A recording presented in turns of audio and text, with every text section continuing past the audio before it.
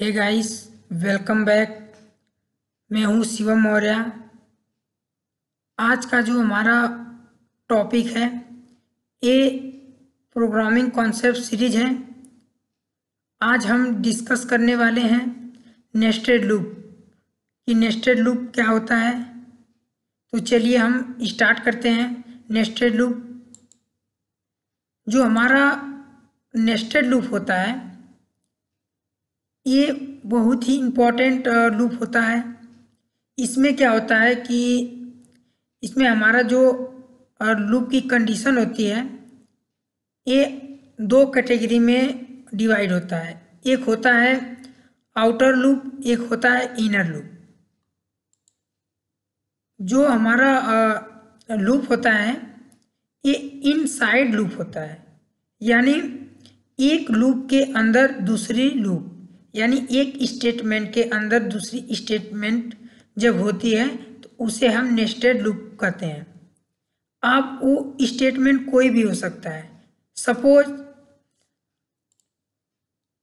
For loop के अंदर for, और वाइल लूप के अंदर वाइल, और फॉर और वाइल।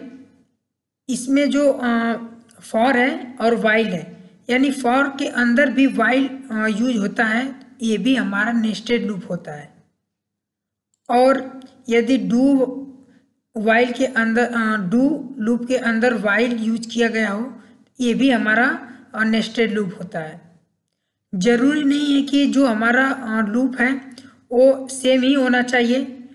हमारा जो लूप है वो कोई भी हो सकता है, या हमारा हो सकता है वाइल, फिर उसके बाद फॉर, यानी जो हमारा कंडीशन है यहाँ पे दिया हुआ है स्टेटमेंट, ये एक के अंदर जब दूसरी लूप एग्जीक्यूट होता है यहाँ पे, तो ये हमारा होता है नेस्टेड लूप। चलिए इसको और अच्छे तरीके से डिस्कस करेंगे। यहाँ पे देखिए हमने एक सिंटैक्स लिया हुआ है।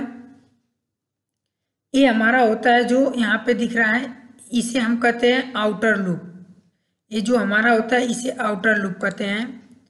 और जो यहाँ पे दूसरा लूप यहाँ पे चलता है फॉर लूप, इसे हम कहते हैं इनर लूप, यानी जो ऊपर सबसे लूप यूज किया जाता है फर्स्ट स्टेप में, ये होता है हमारा आउटर लूप। और जो यहाँ पे बीच में यहाँ पे स्टेटमेंट यहाँ पे राइट किया जाता है, ये हमारा होता है इनर लूप। और इसमें जो i=1 होता है, ये होता है हमारा आउटर लूप वेरिएबल i। और जो यहाँ पे j=1 होता है, ये होता है हमारा इनर लूप वेरिएबल j। अब यहाँ पे जो हमारा नेस्टेड लूप होता है, ये जो हमारा यहाँ पे आउटर लूप और इनर लूप होता है, ये मैक्सिमम नंबर ऑफ टाइम चलता है। यानी जब हमारा फॉर लूप 1 से लेके 3 टाइम्स तक रन करेगा, तो वही वर्क जो इनर लूप के अंदर है 1 से लेके 3 तक सेम वही मैक्सिमम नंबर तक प्रिंट करेगा। ये नहीं कि यहाँ पे 1 से चला 3 तक और यहाँ से 1 से चला 5 तक, ऐसा नहीं। जब भी हमारा रन होगा, यहाँ पे इसकी कंडीशन होगी, तो ये जितना टाइम इसमें आउटर लूप में इंसर्ट होगा उतने ही हमारा इनर लूप में भी यहाँ पे एग्जीक्यूट होगा। चलिए इसको और एग्जाम्पल के थ्रू समझते हैं। सपोज यहाँ पे देखिए हमारा i और j है। यहाँ पे क्या होता है, सपोज i 1 प्रेस करता है, तो यहाँ पे जैसे 1 प्रेस करेगा तो यहाँ पे जो हमारा कंडीशन है ये 1 से लेके 3 तक यहाँ पे इसकी रन होगा, यानी 1 प्रेस करेगा तो ये 3 बार रन होगा। अब सपोज यहाँ पे 2 प्रेस करता है, तब भी ये कितने टाइम्स रन होगा, 3 टाइम्स रन होगा। यदि ये 3 प्रेस करता है, तब भी ये 1 से लेके 3 टाइम्स बार रन होगा। ये टोटल कितने टाइम्स रन हुए, 3 3 जा 9, यानी ये जो हमारा रन का कंडीशन है यहाँ पे, ये कितने टाइम्स रन हुआ, 9 बार। इसकी जो कंडीशन की रनिंग पॉइंट है वो 9 बार एग्जीक्यूट हुआ, लेकिन इसका जो कंडीशन था यहाँ 1 से लेके 3 तक ही चला है। देखिए हमने 1 प्रेस किया तो यहाँ पे 1 से लेके 3 तक चला, 2 भी प्रेस किया तो 1 से लेके 3 तक चला, 3 प्रेस किए तो 1 से लेके 3 तक यहाँ पे चला। यानी जो हमारा यहाँ पे स्टेटमेंट का एग्जीक्यूट का यहाँ पे लूपिंग का स्टेटमेंट है वो जब भी हमारा रन होगा वो जो हमारा आउटर लूप में दिए रहेंगे हम कंडीशन या इनिशियलाइजेशन, वो सारे जितने हैं वो वर्क करेंगे। चलिए अब एक एग्जाम्पल को यहाँ पे कंसीडर करते हैं। यहाँ पे देखिए हमने एक पहले से बनाया है आउटर लूप के लिए। यहाँ पे देखिए हमने आउटर लूप स्टेटमेंट 1 लिया है, आउटर लूप स्टेटमेंट 2 लिया हुआ है, और यहाँ पे देखिए हमने इनर लूप यूज किया है जिसमें inner loop statement 1, inner loop statement 2, inner loop statement 3, और उसके बाद यहाँ पे देखिए आउटर लूप स्टेटमेंट 3 और आउटर लूप स्टेटमेंट 4 हमने लिया है। अब ये कैसे वर्क करेगा चलिए समझते हैं। सबसे पहले जो हमारा फॉर लूप है आउटर लूप, ये सबसे पहले चलेगा। उसके बाद ये जो यहाँ पे कंडीशन दिया रहता है यहाँ पे ये चेक होगा। यदि ये कंडीशन जो भी हो यदि ट्रू रही तो ये फिर आगे के स्टेप में बढ़ जाएगा, यानी आउटर लूप स्टेटमेंट यहाँ पे 1 प्रिंट हो जाएगा। यानी आउटर लूप स्टेटमेंट के स्थान पे यहाँ पे जो प्रिंटफ दिया रहेगा वो यहाँ पे आ जाएगा। फिर उसके बाद सेकेंड यहाँ पे आउटर लूप स्टेटमेंट यहाँ पे रन होगा। फिर से एक बार एक यहाँ पे आएगा इनर लूप के अंदर। अब इनर लूप के अंदर यहाँ पे कंडीशन चेक करेगा, और कंडीशन चेक करने के बाद ये तब तक रन करता रहेगा जब तक हमारी कंडीशन ट्रू रहेगी। यानी जब तक ये हमारा कंडीशन ट्रू रहेगा तब तक ये प्रिंट करता रहेगा। जैसे यहाँ पे जो हमारा कंडीशन है, जैसे यहाँ पे ट्रू जब भी होगा तो ये हमेशा यहाँ पे रन होता चला जाएगा।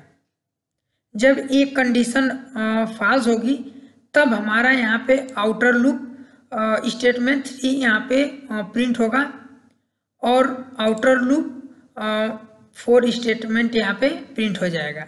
यानी आप इसमें जो आउटर लूप में दिए रहेंगे प्रिंटफ में वो यहाँ पे ओपन हो जाएगा। और यहाँ पे हमने क्या कर दिया, यहाँ से क्लोज कर दिया, जो हमारा लूप है यहाँ पे कंडीशन को क्लोज कर दिया। फिर क्या होगा, फिर से यहाँ पे जो हमारा कंडीशन है क्लोज हो जाएगा। फिर से एक बार ये ऊपर यहाँ पे फॉर लूप को यहाँ पे जाएगा, फिर से कंडीशन वही चलेगा जो सेम कंडीशन चला था। फिर से यहाँ पे फॉर लूप में जाएगा, फिर कंडीशन चेक होगा, फिर से आउटर लूप 1 स्टेटमेंट ओपन होगा, और फिर आउटर लूप स्टेटमेंट 2 ओपन होगा। फिर से एक कंडीशन चलता रहेगा, जैसे हम यहाँ पे एग्जीक्यूट होता रहेगा। ये कब तक यहाँ पे इसका जो रनिंग का पॉइंट है ये तब तक रन करता रहेगा जब तक इसकी कंडीशन ट्रू है। जैसे इसकी कंडीशन फॉल्स होगी वो फिर से यहाँ पे आउटर लूप में आ जाएगा और हमारी कंडीशन क्या होगी, यहाँ पे रन हो जाएगा। अब यहाँ पे हम एग्जाम्पल को समझते हैं। जो हमारा हमने आउटपुट में यहाँ पे जो प्रोग्राम बनाया था ये कैसे यहाँ पे यूज होगा। तो यहाँ पे हम प्रोग्राम को सबसे पहले देखेंगे। देखिए यहाँ पे सबसे पहले क्या है, हमने लिखा है hatch include studio.h header file लिया हुआ है, और यहाँ पे इंटीजर में हमने i j ले लिया है। और यहाँ पे देखिए हमने फॉर लूप लिया हुआ है, और इसमें हमने कंडीशन यहाँ पे हमने इंसर्ट किया हुआ है। और यहाँ पे क्या होगा कि जो हमारी कंडीशन होगी वो जब भी हमारा रन होगा ये कितने टाइम्स रन होगा वो यहाँ पे हमने दिया हुआ है। चलिए हम इसको रन करते हैं।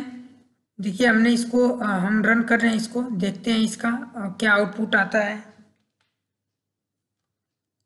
देखिए यहाँ पे आउटपुट में इसमें देखिए सबसे पहले लिखा है आउटर लूप स्टेटमेंट 1।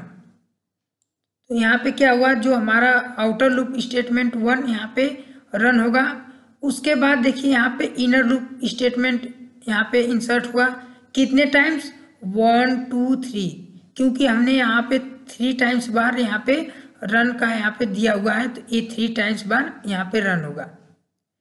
फिर एक कंडीशन जब तक ट्रू रहेगी, ये फिर से एक बार रिपीट करेगा, और उसके बाद आउटर लूप स्टेटमेंट 2 सेकेंड चलेगा। जब आउटर लूप सेकेंड स्टेटमेंट चलेगा तो फिर से एक बार ऊपर फॉर लूप में आएगा, कंडीशन चेक करेगा। यदि कंडीशन ट्रू रहेगी तो फिर से इनर लूप 3 टाइम्स बार रन होगा, और जैसे 3 टाइम्स बार रन होगा उसके बाद यदि कंडीशन हमारी फॉल्स होती है तो ये आउटर लूप स्टेटमेंट 2 यहाँ प्रिंट हो जाएगा, क्योंकि हमने जो कंडीशन दिया है ये यहाँ पे 2 दिया हुआ है, इसलिए हमारा जब भी यहाँ पे रन का टाइमिंग होगा वो 2 टाइम्स होगा। अब यहाँ पे हम एक और एग्जाम्पल को समझते हैं। सपोज यदि हमें इसको एक एग्जाम्पल के थ्रू समझते हैं, जैसे केवल आई और जे को प्रिंट करते हैं कि ये कैसे वर्क कर रहा है, तो क्या करते हैं, चलिए देखते हैं। यहाँ पे रन कराकर, यहाँ पे जैसे हम रन कराएंगे, देखिए यहाँ पे सबसे पहले यहाँ पे दिया हुआ है, यहाँ पे आई इज 1, यानी आई की जो पहले क्या हुआ, आई 1 हुआ। उसके बाद देखिए यहाँ पे जे इज 1, यानी जब भी हमारा स्टेटमेंट चलेगा ये पहले 1 टाइम्स चलेगा। देखिए यहाँ पे जो हमारा पहला स्टेटमेंट था वो देखिए यहाँ पे 1 टाइम्स चला।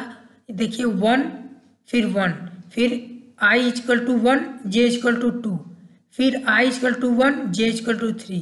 क्यों? क्योंकि हमने कंडीशन कितने बार चलाया हुआ है, 2 टाइम्स। देखिए हमने कंडीशन कितने टाइम्स चलाया हुआ है, 2 टाइम्स।